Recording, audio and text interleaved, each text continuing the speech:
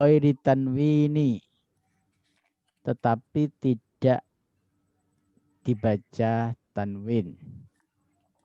Jadi meskipun nakiroh itu tidak dibaca tanwin. Idza basyarat, ketika bertemu secara langsung, maksudnya huruf la itu an nakirota pada isim nakiroh, walam tatakorror la, dan kata la itu tidak berulang-ulang. Nahwu contohnya la rojula fiddari wala imro'ata. Kenapa rojula tidak rojulan? Karena ini sebagaimana kaidah yang kita baca itu. Dibaca mansub tetapi tidak tanwin. Kenapa? Karena langsung tidak ada jeda kata atau kalimat yang memisahkan la dengan yang yang dinafikan. Fa illam tubashiruha, akan tetapi kalau la itu tidak bertemu secara langsung, wajaba, maka wajib arrafu dibaca rofa, wa wajaba tikraru la, dan wajib huruf la itu diulang. La fi dari, tidak lagi rojula, tapi apa? Rojulun. Wala imro'atun. Kenapa? Karena huruf la itu ada pemisah berupa kata yang lain. Jadi kalau tidak ada pemisah menjadi la rojula, tapi kalau ada pemisah menjadi la fit dari rojulun wala imro'atun. Fa in takarrorat, ketika lanya berulang-ulang, jaza, maka diperbolehkan i'maluha, dibaca rofa maupun nasab, wa ilghauha, maupun dibaca tidak diamalkan. Artinya ya dibaca sebagaimana hukum awalnya. Fa in syi'ta, maka kamu bisa atau kalau kamu mau kulta, maka kamu bisa menyebutkan atau bisa mengungkapkan la rojula fiddari wala imro'ata. Wa in syi'ta kulta, tetapi kamu juga bisa membacanya la rojulun fiddari wala imro'atun. Oke. Itu kalau tadi lanya terulang-ulang dan tidak ada pemisah. Artinya dia bersambung huruf la nafi dengan yang dinafikan. Lalu pertanyaannya itu hukum nahwu atau teori nahwu, ketentuan nahwu yang seperti itu, apa makna secara tasawufnya? Nafiyal jinsa wal bu'da anil hissi sartun fi dukhuli hadratil qudsi wa mahallil unsi. Nafiyal jinsa, meniadakan jenis atau meniadakan raga, meniadakan hal-hal yang bersifat indrawi, wal bu'du anil hissi, dan menjauhkan dari rasa indrawi, syartun, itu menjadi syarat, fi dukhuli hadratil qudsi, menjadi syarat masuk menghadap Allah, wa mahallil unsi, dan masuk pada tempat ketentraman. Jadi orang kalau ingin menghadap Allah, orang kalau ingin sowan kepada Allah, maka sudah sepantasnya dia menjauhkan diri berpikir pada hal-hal yang bersifat materialistis. berpikir dari hal-hal yang bersifat hissi, duniawi, menjauhkan itu. Karena Allah tidak bisa didekati, Allah tidak bisa disowani dengan hal-hal yang bersifat material, dengan hal-hal yang bersifat indrawi. Ya misalnya kita sholat itu, ketika sholat, jadi sewaktu kita sholat, misalnya takbiratul ihram Allahu Akbar, maka kalau kita ingin menjadikan sholat itu media atau instrumen atau sarana kita menuju Allah, ya sudah harus dilupakan hal-hal yang bersifat indrawi. Wa mahallul insi. Kenapa? Karena hal-hal yang bersifat duniawi, hal-hal yang bersifat indrawi, bahasa yang lain itu adalah topeng, dan itu kalau orang masih fokus pada hal tersebut, dia tidak akan pernah mendapatkan ketentraman. Ketentraman itu akan didapat atau orang akan masuk pada maqamul atau mahallul uns. Uns itu ya satu akar kata ya dengan insan. Kalau menurut para ahli bahasa, insan itu kan ada kata, ada yang mengatakan dari kata nasia, ada juga yang mengatakan kata uns. Kata nasia itu lupa, karena itu kodrati. Ada juga yang mengatakan insan itu dari kata uns yang artinya harmoni, tentram. Kenapa?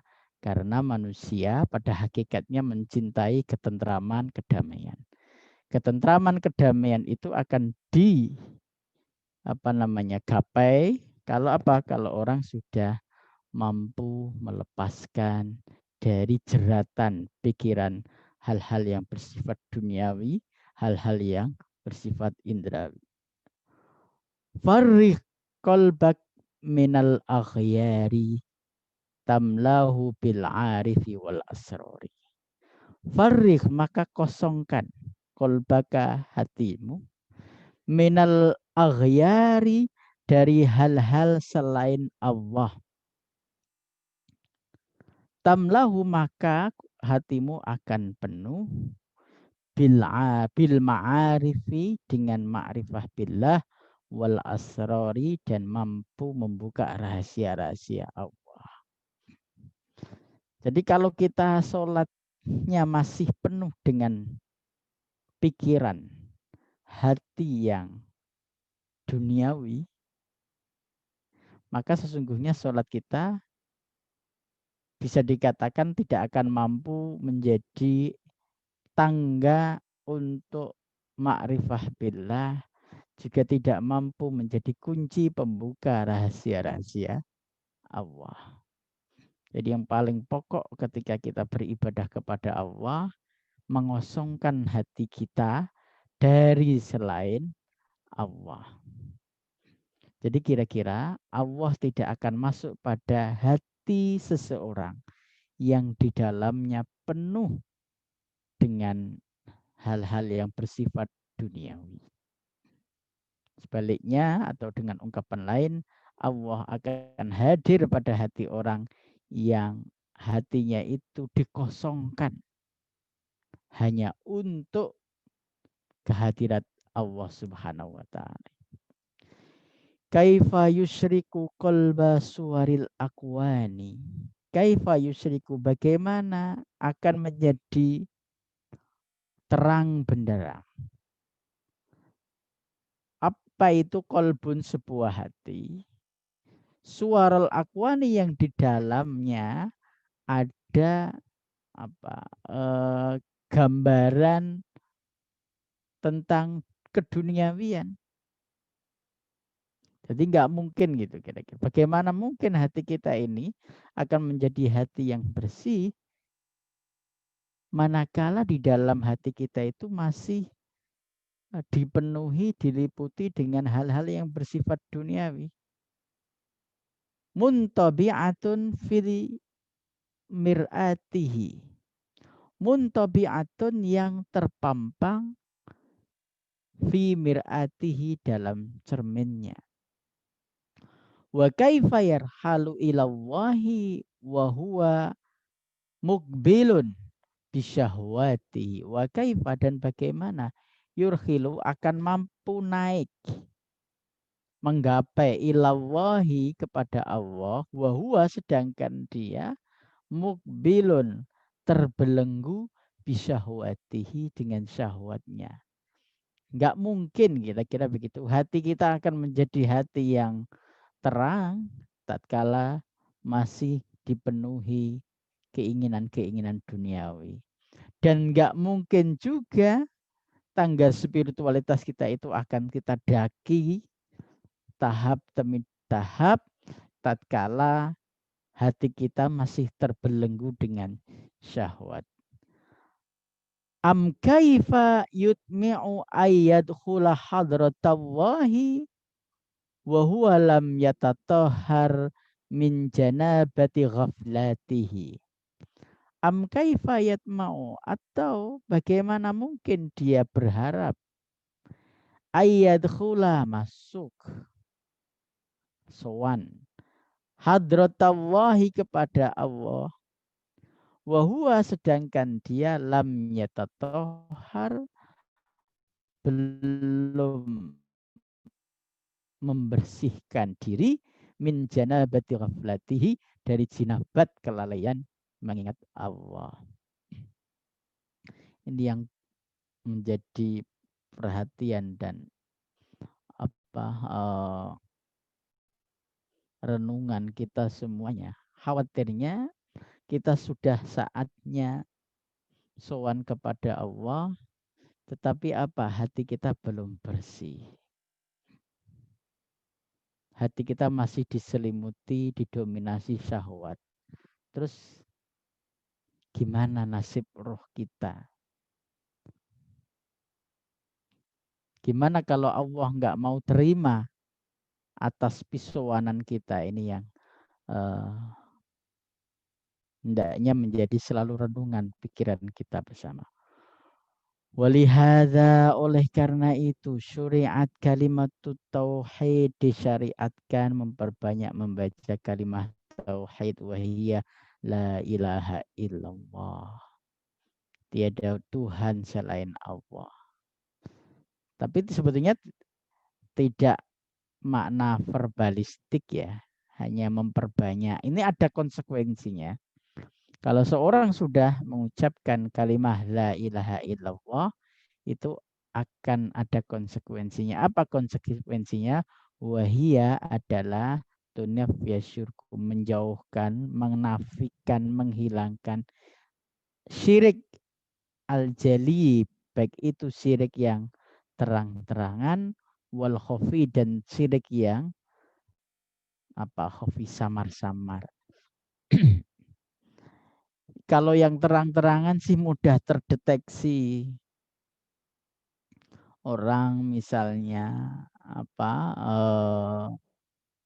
pergi ke pohon tertentu, kemudian minta-minta di situ, kan jelas. Yang justru perlu kita waspadai adalah syirik yang khafi, syirik yang samar-samar, karena nggak kelihatan. Ya, contoh sederhana syirik yang khafi itu lebih mementingkan kehidupan duniawinya daripada kehidupan akhiratnya. Rasa khawatir yang berlebih atas kehidupan dunia ini. Bagaimana misalnya selalu berpikir gimana masa depannya, besok seperti apa. Kalau misalnya kena PHK, terus bagaimana makannya seperti apa, itu kan pertanyaan-pertanyaan itu kalau kita tidak antisipasi bisa menjatuhkan kita pada namanya syirik khafi. Wa tutahhirul qalba dan membersihkan hati, minasyawaghili dari kesibukan-kesibukan selain memikirkan Allah wal alaiki dan ketergantungan-ketergantungan selain kepada Allah. Itulah konsekuensi kita berzikir, kita mengucapkan la ilaha illallah.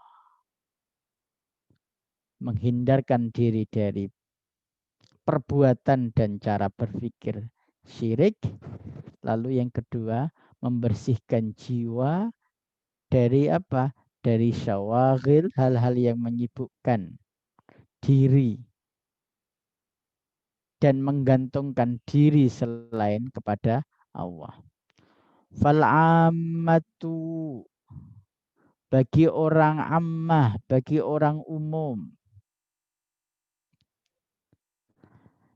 Tafna syirku al-jiljali. Biasanya kalau bagi orang umum itu akan diterpa syirik yang terang-terangan. Wal khassatu tufnal khafi. Sedangkan orang yang istimewa biasanya akan mendapatkan tantangan syirik yang samar-samar. Fannafyu musallatun ala ammati min abdi min dunillahi.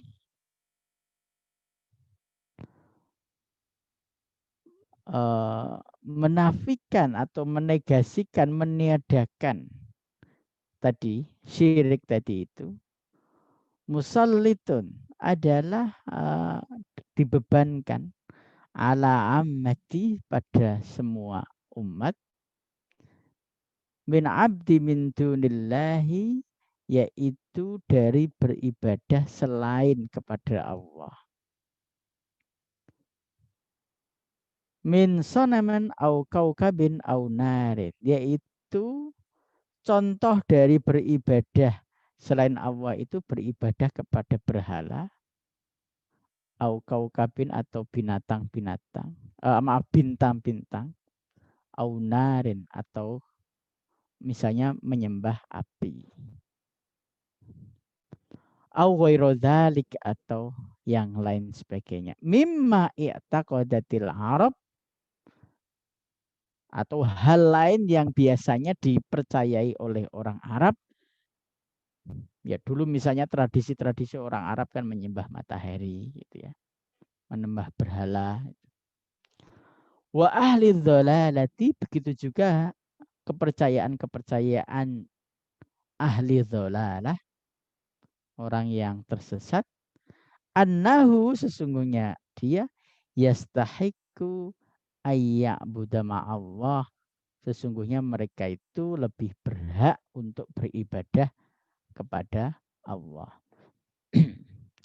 Fa makna la ilaha illallah, sedangkan makna la ilaha illallah la mustahakun, tidak ada yang berhak lil ibadati untuk disembah illallah kecuali hanya Allah. Fahia yang bentuk ibadah itu tunfil istihqaqu al ibadatu min ghairillah adalah memberikan hak-hak, yaitu harus menjauhkan memberikan hak-hak beribadah kepada selain Allah. Termasuk misalnya kita beraktivitas atau bekerja itu harus dilandasi karena ibadah kepada Allah. Jangan sampai karena kerja kita ingin mendapatkan pujian dari pimpinan atau dari kolega. Jangan-jangan itu bagian dari apa? Syirik yang khafi tadi itu. Dan jangan-jangan kita ya itu bagian dari beribadah tapi bukan kepada Allah. Wa tasbutuha lillahi jalla wa ala, dan mempersembahkan segala ibadah itu hanya untuk Allah. Yaqulu dikatakan wa amma nafiha lisyirkil khafi. Adapun meniadakan menafikan syirik khafi itu fa inna min ahabba syai'an, sesungguhnya bahwa ketika dia telah mencintai sesuatu fahuwa abdullah, biasanya orang tersebut menjadi hamba terhadap pekerjaan atau barang yang dicintai itu. Wa min rukni illa syai'in faqat ta'allah. Wa man rukna, dan barang siapa yang tergantung ila syai'in pada suatu hal faqad ta'allahu, biasanya akan menjadikan dia ilah atau menjadikan dia Tuhan. Wa kadzalika, dan begitu juga man khafa min syai'in fahuwa abduh. Begitu juga bagi orang yang takut kepada sesuatu fahuwa abduhu, biasanya dia menjadi hambanya. Jadi kalau orang sudah cinta kepada sesuatu biasanya akan jadi budaknya. Orang kalau sudah gandrung atau orang sudah tergantung pada satu hal, maka khawatirnya terjatuh menjadi sesuatu itu menjadi Tuhannya. Dan ketika seseorang takut pada suatu hal apapun, pekerjaan atau kekayaan atau jabatan, khawatirnya dia menjadi budaknya, dia menjadi abduhnya. Fa idza qalal mu'min, ketika seorang mukmin sudah menyatakan diri la ilaha illallah atau mengungkapkan kalimat tauhid la ilaha illallah, faqad akhraja qalbahu, sungguh telah keluar dari hatinya kulla syai'in, segala hal, ma fi qalbihi, apa-apa yang ada di dalam hati ini, ilaihanya menuju kepada Allah. Itu sesungguhnya konsekuensi kepada bagi siapapun yang mengucapkan la ilaha illallah. Jadi yang ada di dalam hatinya bukan lagi cinta pada selain Allah, juga bukan tergantung kepada selain Allah, juga bukan takut kepada selain Allah. Itu harusnya ya, konsekuensi kita melafalkan la ilaha illallah. Jadi kalau kita ini bekerja karena ingin mendapatkan pujian, bekerja karena ingin mendapatkan perhatian, jangan-jangan tauhid kita, kalimah la ilaha illallah yang sering kita ucapkan itu belum murni, belum bersih dari penyakit-penyakit yang tadi disebut. Au khofa minhu, dan sudah selayaknya orang yang mengucap la ilaha illallah itu takutnya hanya kepada Allah, auto ma'afihi, dan dia juga hanya berharap kepada Allah. Famakna la ilaha illallah, makna lain dari kalimat tauhid la ilaha illallah apa? La habiba, tidak ada kekasih. Wala ma'buda, dan tidak ada yang disembah bihaqqin, dengan kesungguhan, illallah, kecuali Allah. Jadi kalau kita ditanya siapa kekasihmu, ya orang yang sudah menghunjamkan dalam hatinya kalimat tauhid, ya jawabannya adalah Allah. Secara verbal, secara lisan mungkin mudah ya. Bukan mungkin, tapi memang mudah. Tapi kemudian menjadi mindset, paradigma kita. bahwa yang ada ini sebetulnya hanya manifestasi dari Allah, titipan juga dari Allah. Suatu saat juga Allah akan menghendaki. Itu artinya kita cinta kepada yang kita miliki dalam rangka kita cinta kepada Allah.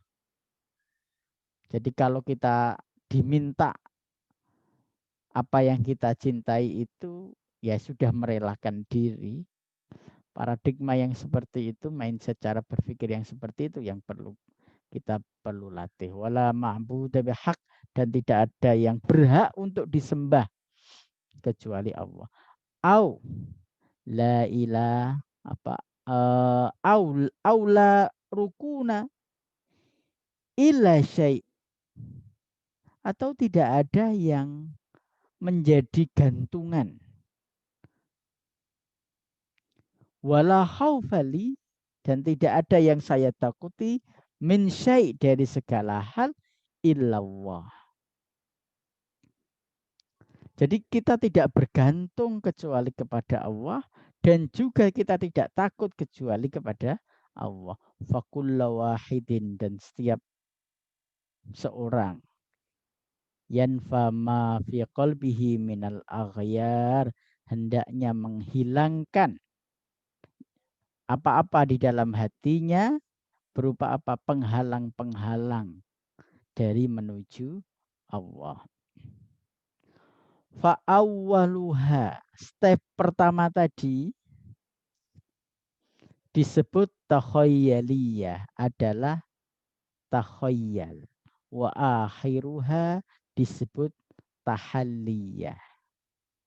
Step pertama tadi yang paling atas itu apa? Menghilangkan rasa takut, kemudian menghilangkan rasa ketergantungan kecuali selain kepada Allah. Itu disebut takhayyal, takhayyali. Kemudian hanya cinta kepada Allah, menyembah kepada Allah, itu disebut tahayya. Apa namanya? Tahalli, tahalli, tahalli. Yang pertama disebut takhalli, prosesnya. Yang kedua disebut tahalli. Takhalli itu mudahnya menghilangkan sifat yang jelek yang ada pada diri kita. Tahalli itu menghiasi diri dengan perbuatan yang baik, dengan perbuatan yang akhlak karimah. Sebagaimana kalau orang punya rumah, sebelum misalnya dihiasi, sebelum biar rumahnya kelihatan anggun, pasti proses pertamanya adalah takhalli, bersihkan dulu.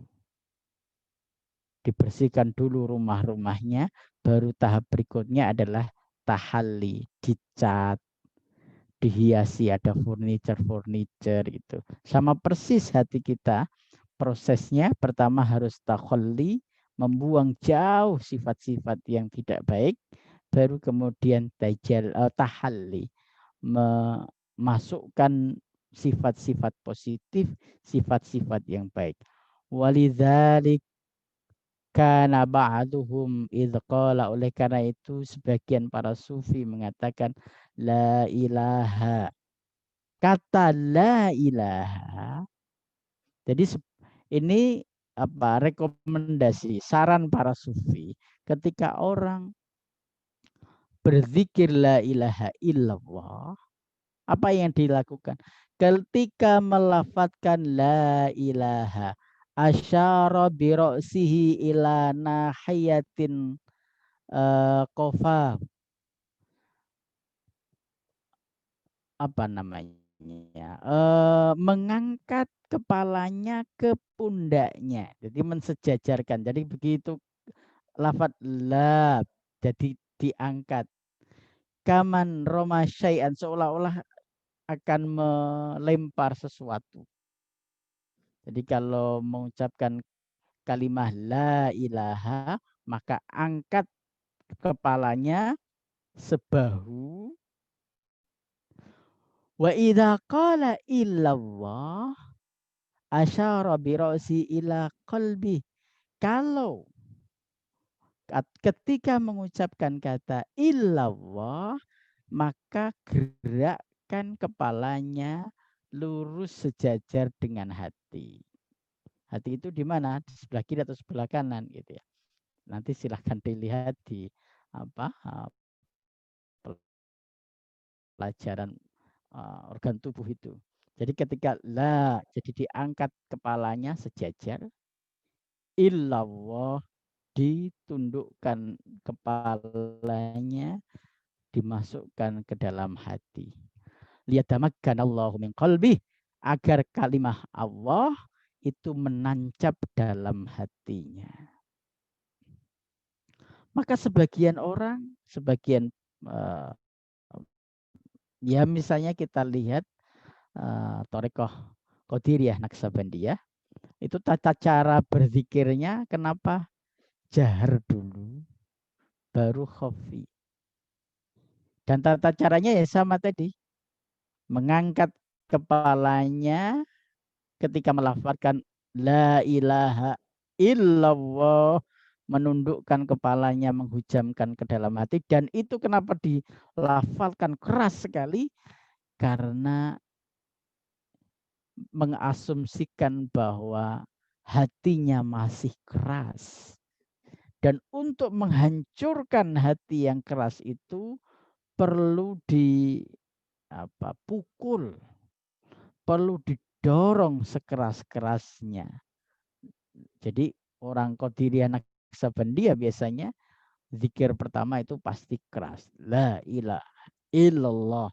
Jadi tata caranya tadi ketika la ilaha mengangkat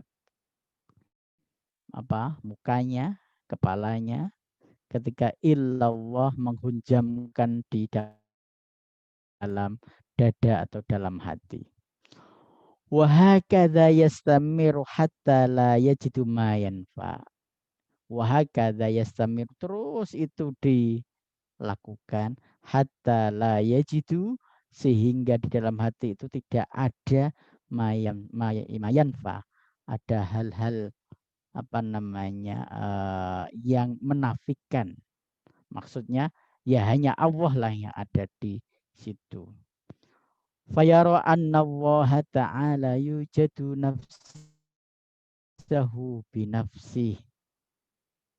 Kalau orang fayaro, maka dia akan melihat anna Allah, sesungguhnya Allah Ta'ala yujadu berada nafsahu pada dirinya binafsihi bersamanya. Jadi kalau Allah sudah, atau kalau orang sudah berzikir la ilaha illallah, sehingga kata Allah la ilaha illallah itu terhunjam pada hatinya, maka orang tersebut akan melihat yang ada di dalam dirinya itu adalah Allah. Maka di dalam Al-Quran Allah berfirman, a'udzubillahi minasyaitonirrajim, wa'lamu annallaha yahulu bainal mar'i wa qalbi. Wa'lamu, ketahuilah manusia, annallaha, sesungguhnya Allah, yahulu itu berada, bainal mar'i, antara seseorang, wa qalbi, dan di dalam hatinya. Jadi Allah tidak ada di tempat lain. Allah itu ada di dalam diri kita. Wa yukhbiru bi annahu, wa yukhbiru, dan ini juga mengabarkan atau memberikan pelajaran bi annahu, karena sesungguhnya dia la ilaha siwahu, sesungguhnya tidak ada ilah, tidak ada Tuhan siwahu. Kita ini kan banyak ilah ya, naudzubillah, astagfirullah. Ilah kita kan banyak. Iya, ilah jabatan ya, ilah apalagi, ilah harta. Jangan-jangan ngaji kita ini jadi ilah juga, Mas Cecep. Gitu. Kan kita yang perlu kita ini gelar itu bisa jadi ilah itu ya. Dan lain-lain ya. Jadi kalau orang sudah memperbanyak berzikir la ilaha illallah, la ilaha sudah menghunjam dalam dirinya sudah seharusnya. Terkadang juga ada orang kemudian yang diucapkan bukan la ilaha illallah, tapi apa cukup Allah, Allah, Allah. Summa kemudian berlanjut menjadi huwa, huwa, huwa. Dari kata la ilaha illallah, tiada Tuhan selain Allah, sudah bisa menghilangkan la ilaha. Berarti di dalamnya itu enggak ada Tuhan kan, enggak ada ilah. Yang ada hanya apa? Allah, Allah, Allah gitu. Yang ada hanya Allah. Setelah itu, karena dekatnya seorang hamba dengan Allah, maka lafalnya berubah menjadi huwa, huwa, huwa. Dia, dia, dia. Dia itu ya maksudnya Allah. Tsumma yughriqu fil bahril ahadiyati. Kemudian orang kalau sudah berzikir Allah, Allah, Allah, huwa, huwa, huwa, yughriqu maka dia akan tenggelam fi bahril ahadiyati dalam samudra penyatuan. Fayasmitu maka dia akan fayasmitul lisan fasum tulisan maka dia akan apa diam lisannya. Wayasbutu syuhudu wal ayan, yang ada adalah syuhud dan ayan atau ma'rifah billah. Wa ma dzalika 'ala Allahi bi'aziz, dan lain sebagainya kepada Allah lah kita mengagungkan atau memuliakan. Itulah proses lah yang dibahas ya tadi secara teoretik nahwu lah itu seperti itu, secara perspektif sufism atau tasawuf lah itu sesungguhnya menghilangkan,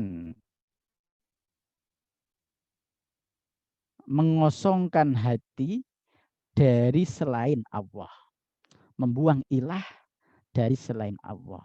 Kalau orang sudah bisa la ilaha, sudah bisa menafikan, menegasikan, maka yang ada hanya Allah, Allah, Allah dalam dirinya. Kalau orang sudah sampai pada Allah, Allah, Allah, lesanya sudah tidak akan mampu lagi mengucapkan. Kenapa?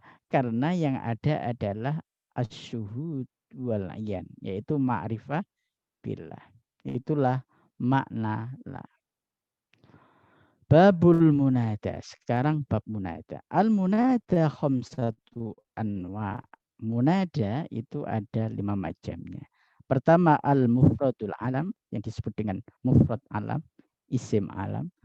Wan nakiratu al maksudah, yang kedua adalah nakirah maksudah. Lalu yang ketiga wan nakiratu ghairu maksudah, yang ketiga adalah nakirah ghairu maksudah.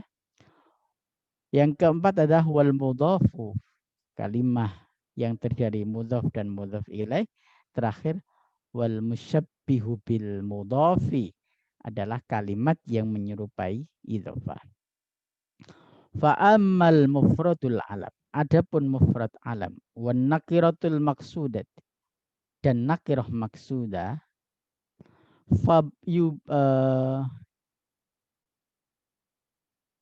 fayubniyani itu menjadi mabni, dua-duanya mabni. Ala dhammi mabni dhammah. Min ghairi tanwini, yang tidak ditanwin. Jadi mufrad alam, nakirah maksudah itu selalu dibaca atau selalu mabni dhammah. Yang tidak perlu dibaca tanwin, cukup dhammah bukan dhammah tanwin. Seperti nahwu ya zaitu. Ya zaitu kan mufrad alam. Wa ya rajulu, dan kata waya rojulu. Nakirah maksudah. Nakirah maksudah itu apa? Bukan nama orang. Misalnya lelaki itu kan bukan nama orang. Tetapi yang disebut lelaki itu maksudah, eksplisit. Misalnya kalau dalam bahasa Indonesia, misalnya hai anak, itu maksudnya kan anak-anak tertentu ya, apa namanya, itulah nakirah maksudah. Kalau mufrad alam itu jelas nama orang tertentu, misalnya Mas Cecep itu. Kalau hai pemuda itu maksudnya mungkin karena di situ banyak orang tapi tua hanya satu yang pemuda disebut ya syabab, itu disebut nakirah maksudah. Wasalah satu al-baqiyatu, yang lain, maksudnya yang lain itu tadi ya, nakirah ghairu maksudah, mudhaf sama syibhul mudhaf, mansubatun dibaca nasab la ghairah, tidak yang lain. Itu teori munada dalam nahwu. Sekarang apa makna dalam tradisi tasawufnya?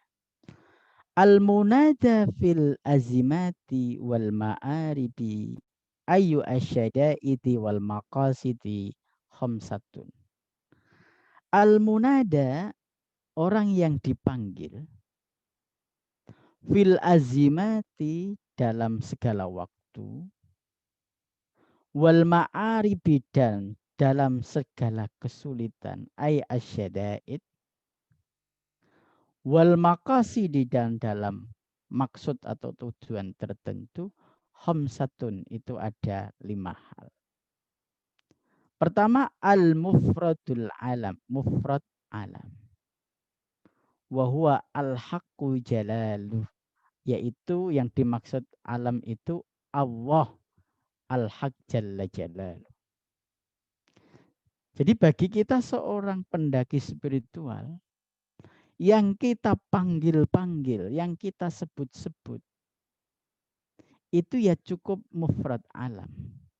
Mufrad alamnya siapa? Yaitu Allah. Wahada huwa al-maksud bidzati. Wahada, inilah huwa al-maksud, yang kita tuju bidzati, secara zat. Wal arba'atu wasail, untuk menuju kepada Allah itu ada 4 media. Ada 4 wasilah yang kita bisa pakai. Ya ibarat orang, kita rakyat jelata nggak mungkin kan langsung undang presiden.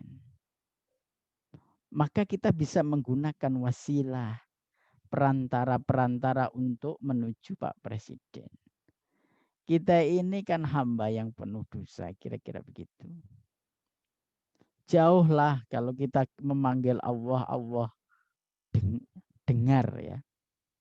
Maka ada wasilah yang kalau wasilah itu kita pakai, insya Allah Allah akan mendengarkan panggilan kita. Apa itu? Waqad yatlukul mufradul alam. Terkadang mufrad alam itu tertujukan kepada siapa? Ala Rasulillah, ala Rasuli alaihi salatu wassalam. Pertama yang bisa kita pakai wasilah untuk bermunajat itu adalah menggunakan mufrad alam, yaitu nama Kanjeng Nabi Muhammad sallallahu alaihi wasallam. Li'infiradihi,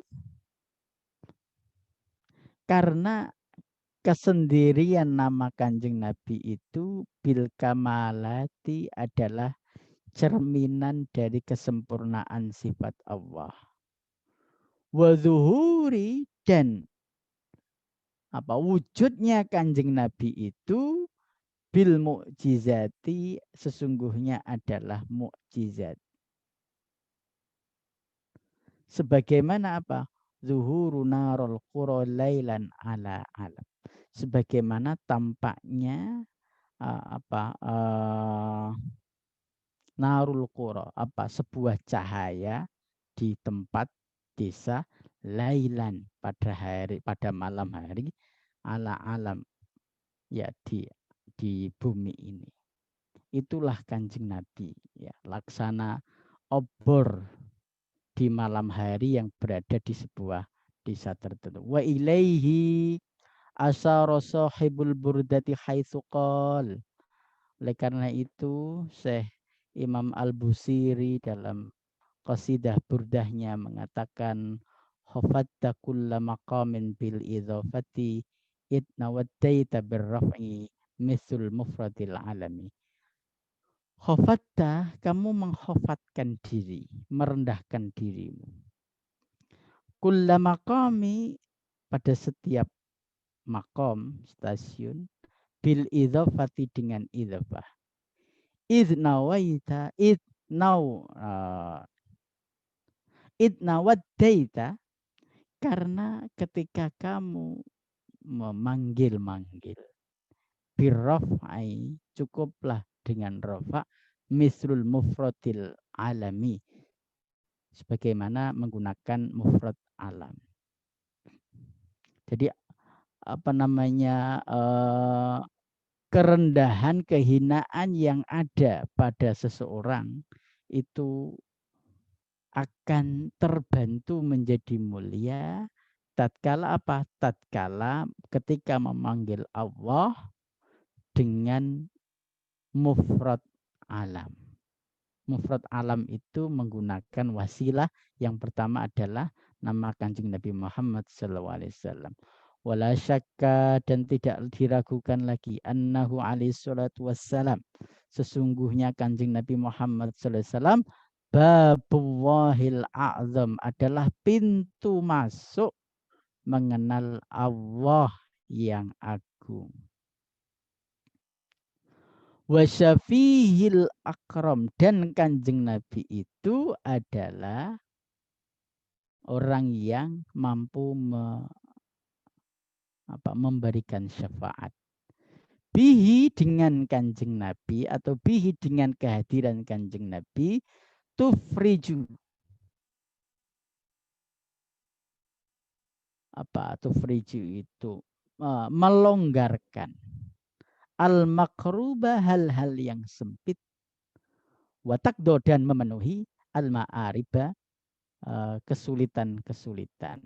Jadi dengan lahirnya Kanjeng Nabi, dengan menyebut-nyebut Kanjeng Nabi, tidak saja Kanjeng Nabi akan memberikan syafaat kelak di yaumil qiyamah, tapi berfaedah juga karena dengan menyebut Kanjeng Nabi, kesempitan-kesempitan, kesulitan-kesulitan yang kita hadapi akan dimudahkan, agar dilonggarkan masalahnya.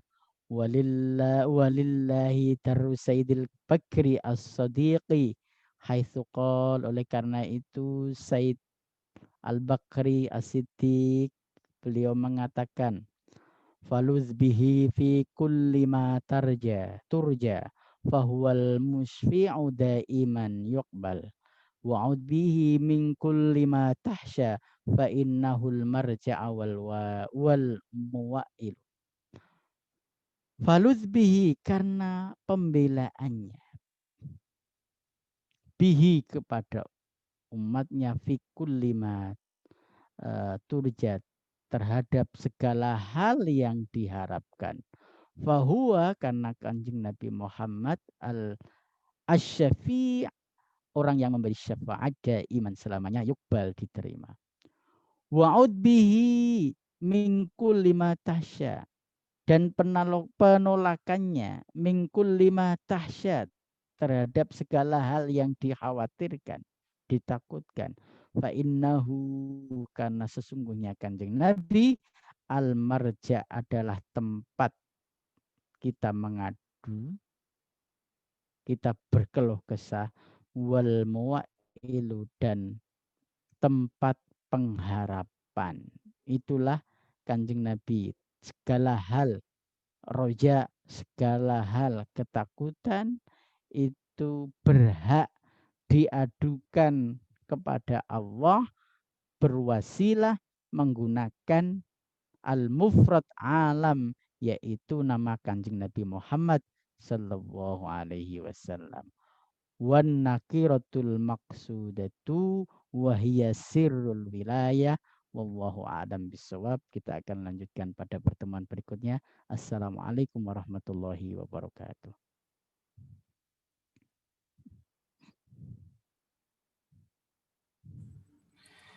Baik, Terima kasih Dr. Muhajir atas paparannya pada forum ngaji Nahwu Sufi pada malam ini. Ngaji